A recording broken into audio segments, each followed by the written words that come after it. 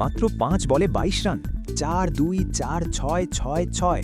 ২০২৬ বিশ্বকাপের মঞ্চে ইডেন গার্ডেন্সে এটা ব্যাটিং ছিল নাকি ভিডিও গেম? মাইকেল লিস্ক একাই ব্যাট হাতে ঝড় তুললেন আর বল হাতে একাই শেষ করে দিলেন পুরো একটা টিমকে। কিন্তু ইতালির হারের আসল কারণ কি শুধুই লিস্কের ম্যাজিক, নাকি এর পেছনে আছে এক লজ্জাজনক ব্যাটিং ধস? আসল সত্যিটা জানতে ভিডিওটি না টেনে শেষ পর্যন্ত দেখুন।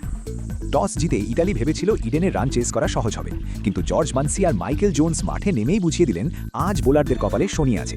ওপেনিংয়েই ১২৬ রানের পার্টনারশিপ, মানসির ৫৪ বলে ৮৪ রানের বিধ্বংসী ইনিংস, আর শেষে ম্যাকমুলেনের ১৮ বলে ৪১। মনে হচ্ছিল ইতালি বোলাররা বল কোথায় ফেলবে সেটাই ভুলে গেছে, আর শেষ ওভারে মাইকেল লিস্ক যা করলেন সেটা ইডেনের ইতিহাসে লেখা থাকবে।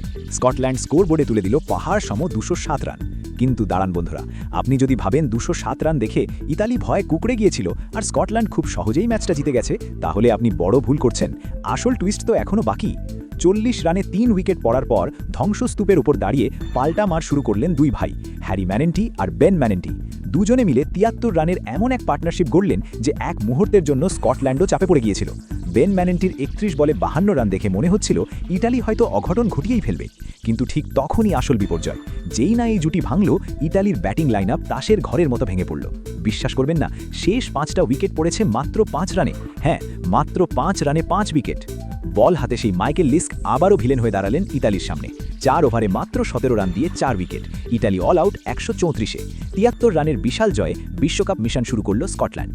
তাহলে বন্ধুরা, আজকের এই ম্যাচে মাইকেল লিস্কের সেই ৫ বলে ২২ রান নাকি ম্যানেন্টি ভাইদের একলা লড়াই, কোনটা আপনার সবথেকে সেরা লেগেছে? ঝটপট কমেন্ট করে জানান। আর বিশ্বকাপ ২০২৬-এর প্রতিটি ম্যাচের এমন কাটাছাড়া বিশ্লেষণ সবার আগে পেতে এখনই সাবস্ক্রাইব করুন এবং বেল আইকনটি বাজিয়ে দিন। দেখা হচ্ছে পরের ভিডিওতে।